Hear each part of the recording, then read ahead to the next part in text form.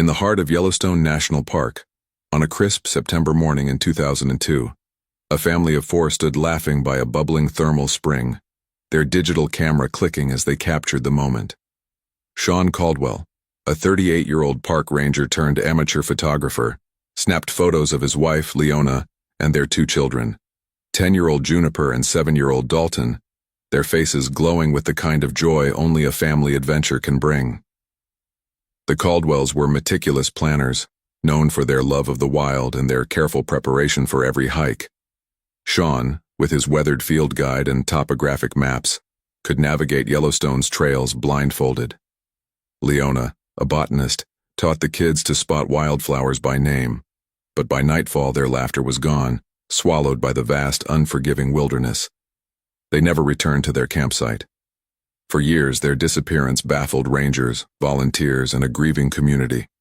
No trace, no clues, just silence, until a hiker stumbled across a hidden camera in a remote canyon, its memory card holding images that would unravel a mystery no one saw coming.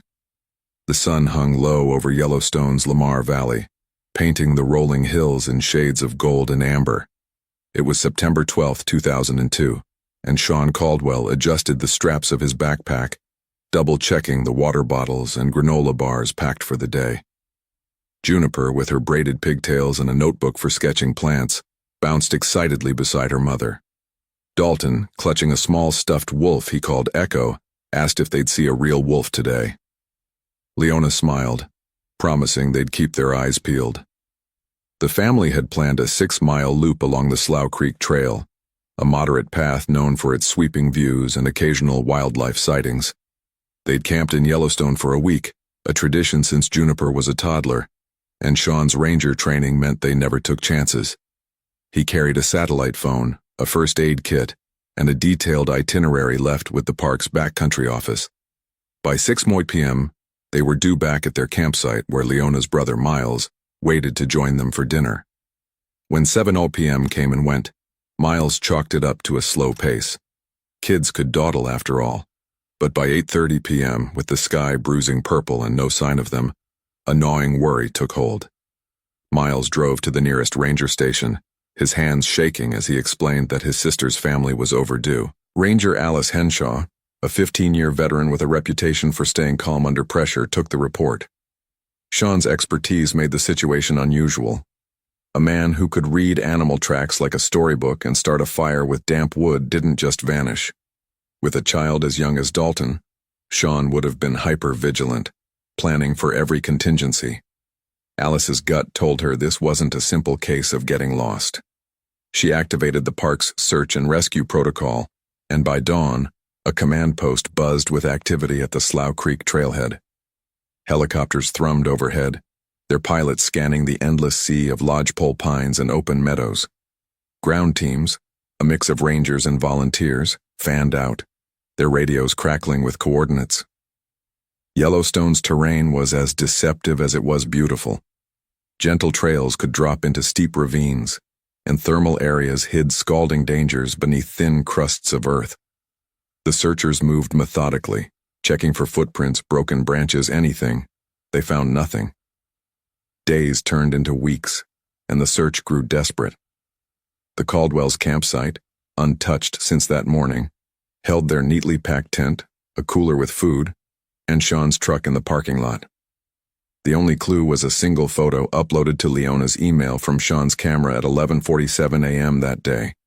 A shot of Juniper and Dalton grinning by a creek, Sean's reflection faintly visible in the water. The caption read, "Kids are loving this. See you soon." The image became the face of the case, plastered on missing persons flyers across Wyoming. Alice Henshaw pored over the photo, noting Sean's green windbreaker and Juniper's bright blue backpack. The family looked happy, at ease, unaware of what was coming. The absence of evidence was maddening. Sean's knowledge should have left a trail. Discarded wrappers, a marked tree, something. By the third week, Seanries swirled. Had they fallen into a thermal spring, wandered off trail and succumbed to exposure? Or, as whispers in online forums began to suggest, had Sean planned to disappear, taking his family off-grid? Miles rejected this outright. Sean and Leona were devoted. Their kids, their world. The idea of them abandoning their lives was absurd. Yet, with no leads, the search scaled back. The command post was dismantled, and the Caldwells joined Yellowstone's long list of unsolved mysteries. Miles kept searching, hiking the trails on weekends, his hope a flickering flame against the park's vast indifference. 5 years passed, the case growing cold, the public's interest fading into campfire tales. Then, on August 9, 2007, a lone hiker named Gideon Wells, an off-duty firefighter exploring a remote slot canyon near the Lamar River, spotted something wedged between two boulders. It was a small, weather-beaten digital camera, its silver casing scratched but intact. Curious, Gideon powered it on, and what he saw on the tiny screen sent a chill through him. The memory card held photos of the Caldwells, Sean, Leona, Juniper, and Dalton, taken on that fateful day in 2002. If you're gripped by this mystery, hit that like button and subscribe for more stories that unravel the unknown. Gideon's find was about to change everything, pulling a forgotten case back into the light. Gideon Wells clutched the camera, his breath catching as he scrolled through the images.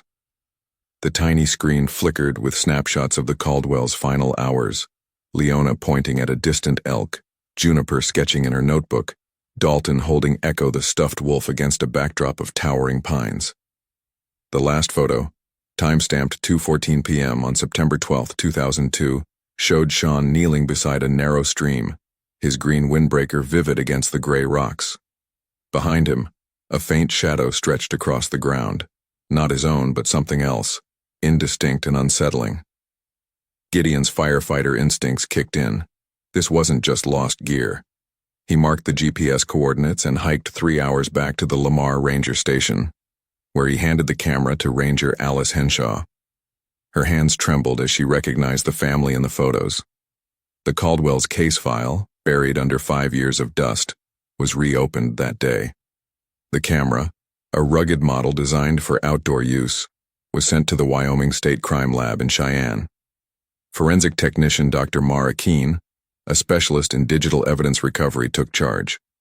Her lab, filled with humming computers and glowing monitors, was a stark contrast to Yellowstone's wild expanse. Mara's first task was to extract the memory card's data without corrupting it. The camera had endured years of exposure, its casing cracked, but the card inside was miraculously intact. She recovered 47 photos in a single 12-second video clip. The images traced the Caldwells' morning, breakfast by the creek, Juniper's blue backpack catching the sunlight, Dalton giggling as Sean pretended to chase him.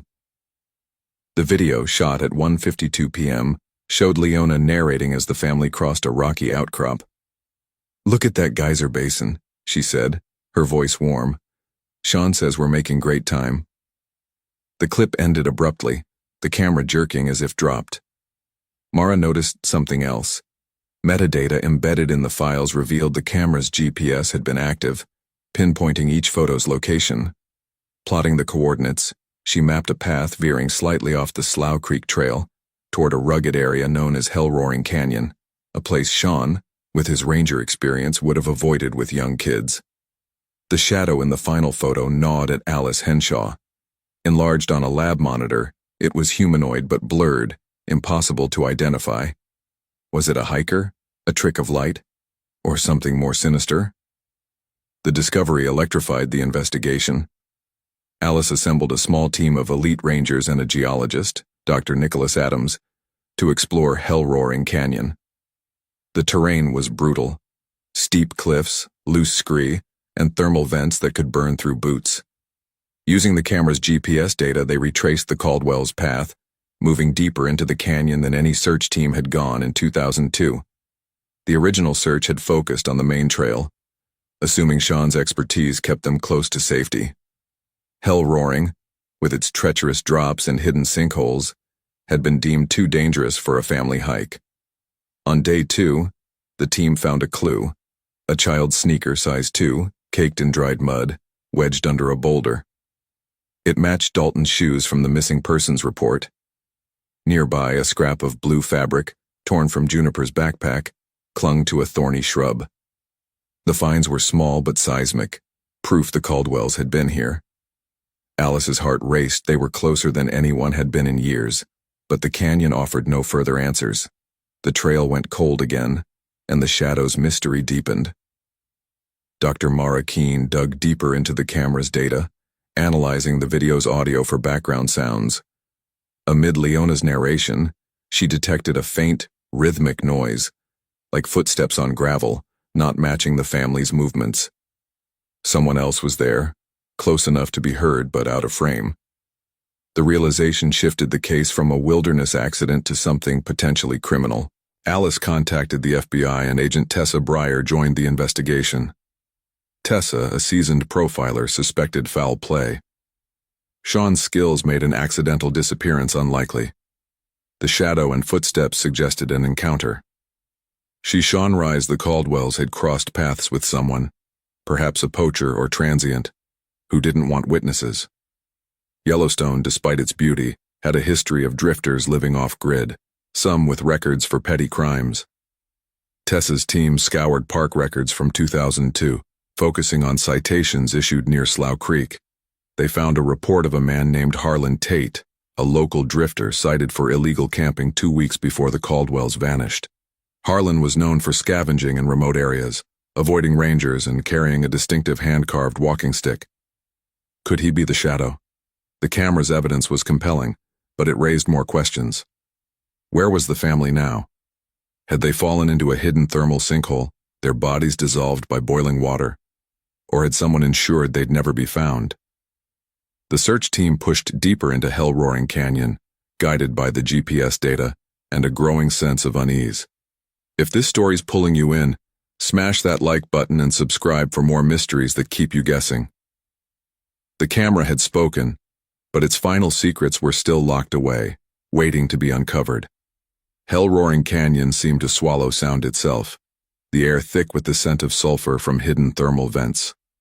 The search team, led by Ranger Alice Henshaw and guided by Dr. Nicholas Adams's geological expertise, moved with cautious precision, their boots crunching on loose shale. The GPS coordinates from the Caldwell's camera pointed to a narrow slot canyon, its walls rising 80 feet, jagged and unyielding. The child's sneaker and scrap of blue fabric had ignited hope, but the canyon's vastness was daunting. Every crevice, every overhang could hide answers, or nothing at all. Alice's radio crackled with updates from base, where Agent Tessa Breyer coordinated with the FBI, digging into Harlan Tate's history.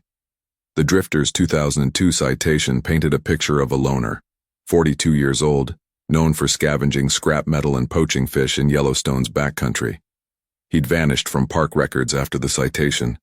No trace of him in Wyoming since. Tessa's team expanded their search, pulling DMV records and local police reports. Harlan had a sister in Bozeman, Montana, who hadn't seen him in years but mentioned he'd talked about living free in the park's wilds. The possibility that he'd encountered the Caldwells grew stronger, but proof remained elusive. In the canyon, Nicholas noticed something unusual, a faint trail of disturbed gravel, barely visible, leading to a low overhang shielded by a cluster of stunted junipers. He knelt, brushing aside dirt, and found a small rusted metal button, the kind used on children's overalls. It matched the description of Dalton's outfit in the missing persons report. Alice's pulse quickened. This was no coincidence. The overhang was tight, barely 3 feet high, but it opened into a shallow cave, its interior cool and dry. Inside, the team found a faded granola bar wrapper, its brand matching the Caldwell's supplies. The cave was a natural shelter, the kind Sean would have chosen if injured or hiding. But why hide? The question hung heavy as they searched the space, finding no bones, no blood, just the eerie quiet of a place untouched by time. Back at the crime lab, Dr. Mara Keene pushed the camera's memory card to its limits, recovering fragments of corrupted data.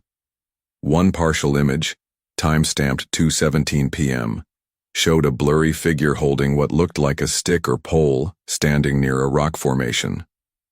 The shadow from the earlier photo now had a shape, and it matched descriptions of Harlan's walking stick. Mara enhanced the audio from the video clip, isolating the gravelly footsteps. A faint, low voice emerged, not Sean's or Leona's, saying, "Keep moving." The words were chilling, suggesting the Caldwells weren't alone in their final moments. Tessa Seanrized Harlan had confronted them, perhaps over a territorial dispute or fear of being reported. Sean, protective of his family, might have resisted, escalating a chance encounter into something deadly. The search team doubled down, focusing on the Slot Canyon's upper reaches, where water-carved channels suggested flash floods could have swept away evidence. Caleb's hydrological models showed a minor flood in 2003, enough to move small objects like the camera, but not heavy remains. If the Caldwells had died here, their bodies might still be nearby, hidden in a sinkhole or buried under debris. On day 4, a ranger spotted a glint of metal under a pile of rocks. It was a bent tent pole, part of the Caldwells' gear, wedged in a crevice. Nearby, a tattered piece of green fabric, likely from Sean's windbreaker, snagged on a sharp outcrop. The finds were heartbreaking, proof the family had reached this remote corner, but no closer to explaining their fate. Tessa's investigation into Harlan Tate hit a breakthrough when a Bozeman pawn shop reported a transaction from 2003. Harlan had sold a child's backpack, blue, with a torn strap, for $20. The description matched Juniper's. The shop owner remembered Harlan as nervous, eager to leave town. Tessa traced his movements to a transient camp in Idaho where he'd been spotted in 2004, then vanished again. The possibility that Harlan had taken something from the Caldwells, or worse, taken them, grew stronger. Alice's team pressed deeper into the canyon, now joined by cadaver dogs trained to detect human remains. The dogs alerted near a deep fissure, its entrance partially collapsed. Digging revealed a child's stuffed animal, a wolf, faded but intact. Dalton's echo. Alice's throat tightened. This was the closest they'd come to the family. The fissure was too unstable to explore fully, but ground-penetrating radar showed anomalies beneath, possibly organic material. The team marked it for a specialized excavation, knowing time and weather could destroy what little remained. The camera's images, the footsteps, the voice, all pointed to Harlan Tate as the key. Tessa issued a nationwide alert for him, though hope of finding him alive after 5 years was slim. The investigation now balanced on a knife's edge. Was this a tragic accident? Or had Harlan ensured the Caldwells' silence? The canyon held its secrets tight, but the camera was still talking, and Alice wasn't ready to stop listening.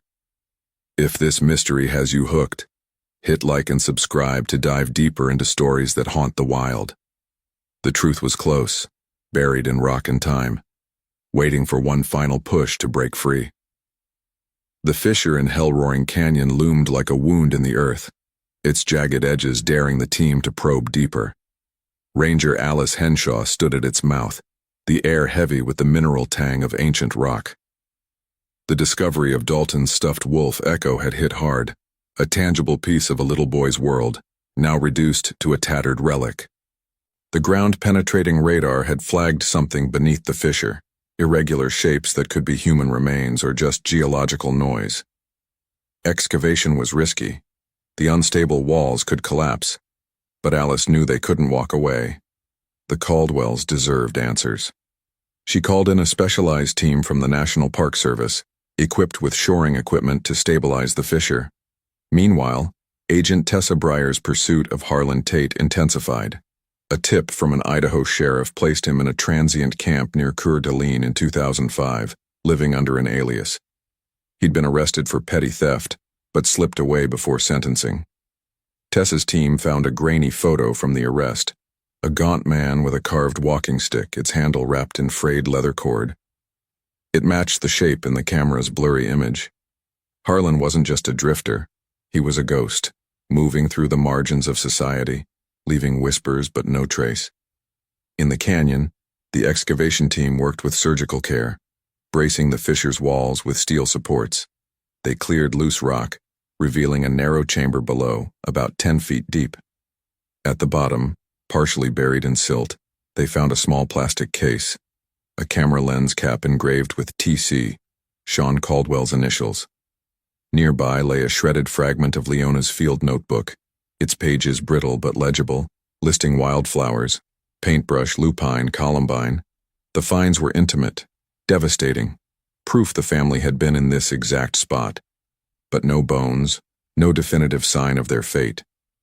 Dr. Mara Keene, back at the lab, pushed the camera's data further, recovering a corrupted audio file from the same timestamp as the final photo. It was faint, barely audible, but after enhancement, a man's voice, not Sean's, growled, "Don't turn around." The words sent a chill through the team. The Caldwells hadn't wandered into danger, they'd been stalked. Mara cross-referenced the voice's pitch and cadence with known recordings of Harlan from his 2005 arrest. It wasn't conclusive, but the similarity was uncanny. Tessa Schonreist Harlan had been scavenging in the canyon, perhaps illegally panning for minerals, a common crime in Yellowstone's remote corners. The Caldwells, with their camera and Sean's ranger instincts, might have caught him in the act, triggering a confrontation. The excavation uncovered more: a child's hair clip, silver with a butterfly design, matching Juniper's description. It was tangled in roots, as if washed into the fissure by water. Nicholas Adams, the geologist, studied the chamber's walls, noting signs of an old flash flood, smoothed pebbles and layered silt. His 2003 flood model suggested water had surged through here, strong enough to carry small objects like the camera or echo, but not heavy bodies. If the Caldwells had died in the fissure, their remains might have been swept deeper underground, into a network of thermal-heated caverns where recovery was nearly impossible. Tessa's team dug into Harlan's past, uncovering a 1999 assault charge in Montana, dropped for lack of evidence. He'd attacked a hiker who'd reported him for poaching. The pattern fit. Harlan was territorial, volatile, and familiar with Yellowstone's hidden corners. A witness from the Idaho camp recalled him bragging about outsmarting rangers in the park. Tessa issued a warrant for his arrest, dead or alive, but the trail was cold. The man was a shadow, slipping through the cracks of the system. In the canyon, the team faced a grim reality. The fissure's deepest reaches were inaccessible without heavy equipment, and funding was running thin. Alice pushed for one last sweep, focusing on a nearby thermal spring, its steaming water a reminder of Yellowstone's deadly unpredictability. Cadaver dogs alerted near the spring's edge, where the ground was soft and unstable. A probe revealed a metal object, a buckle from a backpack, its nylon straps burned away by acidic water. Chemical analysis confirmed traces of human DNA, too degraded to identify but enough to suggest someone had been here. The spring's heat could dissolve a body in days, leaving no trace. Alice's heart sank. The Caldwells might be gone forever, their story ending in scalding silence. Yet the camera's evidence, those footsteps, that voice, pointed to Harlan as the key. Tessa tracked a lead to a Wyoming pawnshop, where in 2003 Harlan had sold a woman's watch, inscribed with, "To Leona forever, Sean." It was a gut punch. He'd taken trophies, proof he'd been with the family after their last photo. The investigation now hinged on finding Harlan, but the wilderness was vast and time was cruel. If this story's gripping you, smash that like button and subscribe for more tales that uncover the truth. The camera had revealed a predator in the wild, but the Caldwells' final chapter was still out there, hidden in Yellowstone's heart. The thermal spring steam curled into the crisp September air, a ghostly reminder of Yellowstone's hidden dangers. Ranger Alice Henshaw stood at its edge, the ground beneath her boots soft and treacherous. The backpack buckle, corroded but unmistakable, lay in an evidence bag, its faint traces of human DNA a haunting clue. The spring's acidic waters could erase a body in days, but the camera's evidence, the growled "Don't turn around," the shadow of a man with a stick, pointed to Harlan Tate as more than a bystander. Alice's team was exhausted, their faces etched with the toll of weeks in Hellroaring Canyon, but the discovery of Leona's watch in a Wyoming pawnshop had reignited their resolve. Harlan had been with the Caldwells, and he'd taken something personal. The question was whether he'd taken their lives. Agent Tessa Breyer, coordinating from the command post, pushed deeper into Harlan's shadowy past. A 2006 sighting placed him in a remote Oregon logging camp, working cash jobs under a false name. A co-worker recalled him carrying a carved walking stick and muttering about trouble in Yellowstone. Tessa's team tracked down the co-worker, who provided a chilling detail. Harlan had a scar across his left knuckles earned in a bar fight. Mara Keene re-examined the camera's blurry image, enhancing the shadow's hand. A faint line across the knuckles matched the description. It wasn't courtroom-proof, but it tightened the noose around Harlan. In the canyon, Nicholas Adams mapped the thermal spring's underground channels, using sonar to trace where floodwaters might have carried remains. The data suggested a network of caverns, some sealed by collapsed rock, others flooded with scalding water. If the Caldwells had been swept into one, recovery was nearly impossible. But Alice refused to give up. She ordered a final sweep of the spring's perimeter, where the dogs alerted again. A ranger unearthed a small metal whistle, the kind Sean carried for emergencies, its surface pitted but intact. Nearby, a shred of fabric, blue like Juniper's backpack, clung to a root. The finds were scattered, like breadcrumbs leading nowhere, but they confirmed the family's presence in this deadly corner of the park. Tessa's investigation hit a breakthrough when a Montana hunter came forward. In 2003, he'd met Harlan in a backwoods bar where the drifter drunkenly boasted about fixing a problem in Yellowstone. He'd flashed a child's hair clip, a silver butterfly like Juniper's, as a keepsake. The hunter, uneasy, had kept quiet until news of the Caldwell's case resurfaced. Tessa secured the clip from an evidence locker. It was an exact match. Harlan wasn't just a witness, he was a predator.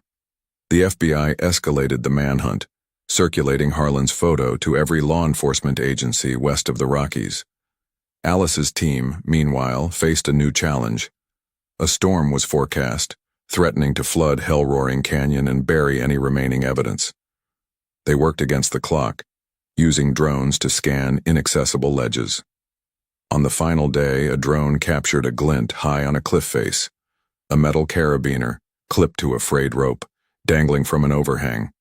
It was Sean's, part of his climbing gear. Below, in a shallow crevice, they found a child's drawing, crumpled but legible. A wolf, sketched in Juniper's style, with Echo scrawled in crayon. The rope suggested a fall, but the whistle and hair clip pointed to Harlan's presence. Tessa Seanrised a sequence.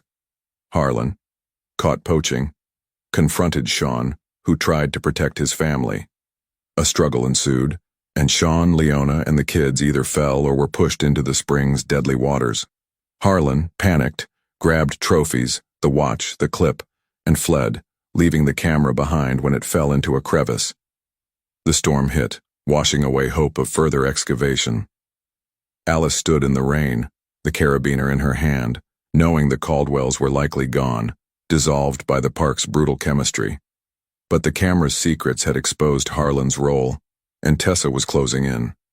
A tip placed him in a Nevada trailer park in 2007, but he'd vanished again. The case was no longer cold. It was a hunt for a man who'd turned a family's adventure into a nightmare. Miles, Leona's brother, joined Alice at the canyon's edge, clutching Juniper's drawing. His grief, raw after 5 years, mixed with a flicker of justice. The camera had given them truth, if not closure. Harlan Tate was still out there, a ghost in the wild. But the Caldwell's story was no longer silent. If this tale of loss and pursuit has you riveted, hit like and subscribe for more stories that uncover the shadows of the wilderness.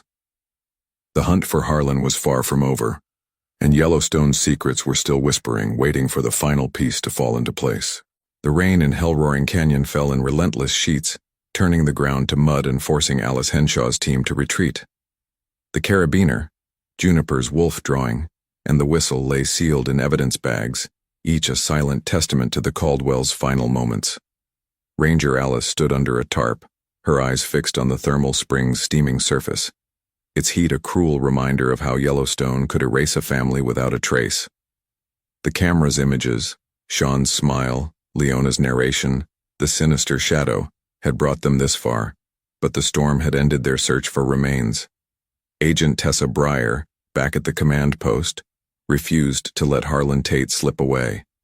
The hair clip, Leona's watch, and the hunter's story painted a damning picture. Harlan wasn't just a drifter. He was a man with a history of violence, likely panicked by the Caldwells catching him poaching. Tessa's team scoured leads from Nevada to Oregon, chasing a ghost who thrived in the cracks of society. A 2008 police report surfaced from a small Utah town.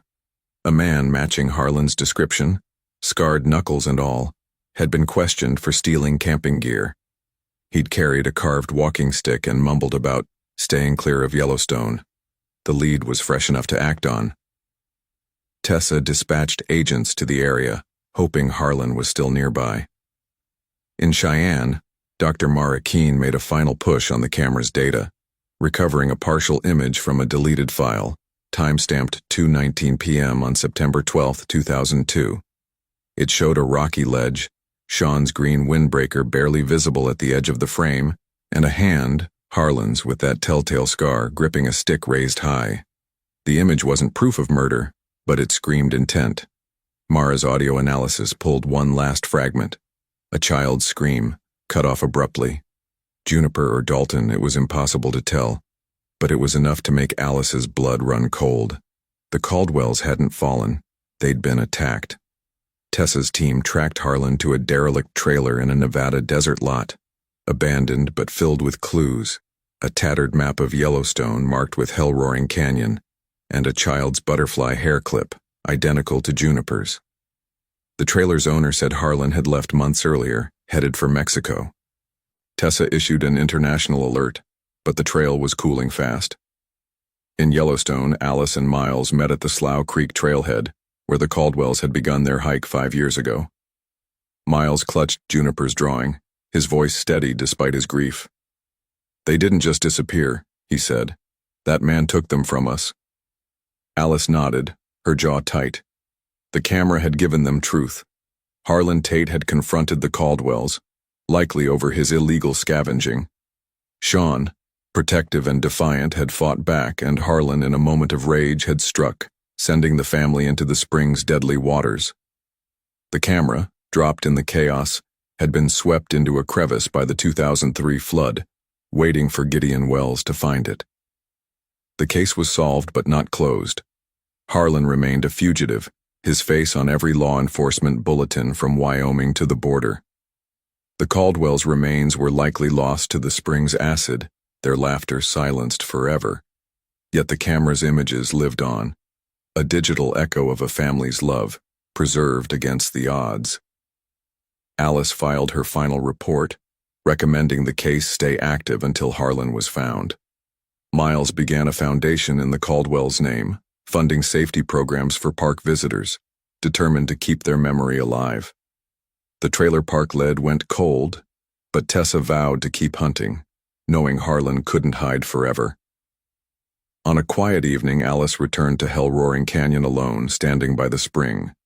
She placed a small stone, etched with Caldwell, on the ground, a marker for Sean, Leona, Juniper, and Dalton. The park was vast, indifferent, but the camera had spoken, and its truth had given the family a voice. The mystery was no longer buried. It was a call for justice, echoing through the wild. If this story of loss and relentless pursuit has gripped you, smash that like button and subscribe for more tales that uncover the shadows of the wilderness. What would you do in Miles's shoes, searching for answers against a silent landscape? Share your thoughts below, and join us as we chase the next mystery, determined to bring light to the darkest corners of the unknown. And that wraps up today's story. Now we want to hear from you. Where are you watching from? Drop your city or country in the comments, and let's see how far these stories reach. If this story moved you or gave you chills, give it a like, share, and subscribe for more powerful stories. One last thing, rate the story from 1 to 10 in the comments. Your feedback helps us bring you even better ones next time. Thanks for watching. We appreciate you being part of this storytelling journey.